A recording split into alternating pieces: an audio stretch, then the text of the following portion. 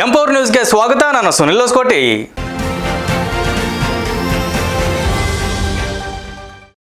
ಪಾವಗಡ ಪಟ್ಟಣದಲ್ಲಿರುವ ಅಬಕಾರಿ ಇಲಾಖೆಯ ಕಚೇರಿಯಲ್ಲಿ ವಾಹನಗಳ ಹರಾಜು ಪ್ರಕ್ರಿಯೆಯನ್ನು ಕಾನೂನುಬಾಹಿರವಾಗಿ ನಡೆಸಲಾಗಿದೆ ಎಂದು ತಾಲೂಕಿನ ಸಾರ್ವಜನಿಕರು ತೀವ್ರ ಆಕ್ರೋಶ ವ್ಯಕ್ತಪಡಿಸಿದ್ದಾರೆ.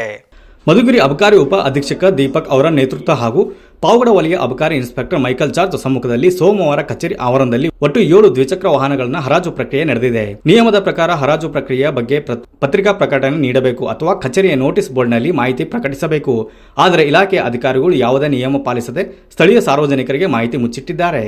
ಪಕ್ಕದ ಶಿರಾ ಹಾಗೂ ಆಂಧ್ರ ಪ್ರದೇಶದ ಕಲ್ಯಾಣದುರ್ಗ ಮಡಕಶಿರಾ ತಾಲೂಕಿನ ಜನರನ್ನು ಕರೆಸಿ ವಾಹನಗಳನ್ನು ಹರಾಜು ಹಾಕಿದ್ದಾರೆ ಎಂದು ಸಾರ್ವಜನಿಕರು ಆರೋಪಿಸಿದ್ದಾರೆ.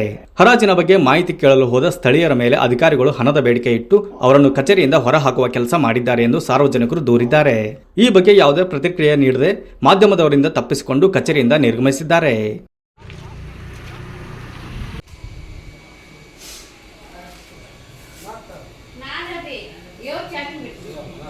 ಪ್ರಕಾರ ಒಂದು ಹರಾಜು ಪ್ರಕ್ರಿಯೆಯನ್ನು ಯಾವ ಥರ ಮಾಡಬೇಕು, ನಿಮ್ಮ ಇಲಾಖೆ ಪ್ರಕಾರ ಯಾವ ಥರ ಮಾಡಬೇಕು ಸರ್?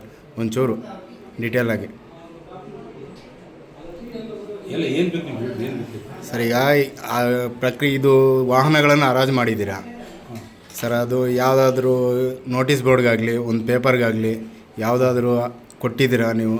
ಸರ್, ನಿಮ್ಮ ಸರ್ಕ್ಯುಲೇಷನ್ ನೀವು ಮೇಲಾಧಿಕಾರಿಗಳಲ್ಲ, ನಿಮ್ಮ ಆದೇಶ ಏನಿದೆ ಸರ್? ಇಲ್ಲಿ ಹರಾಜು ಮಾಡೋದಕ್ಕೆ ಡಿ ಸಿ ಆದೇಶ ಇದೆ. News reporter Shivanand, empower news, Pavagada.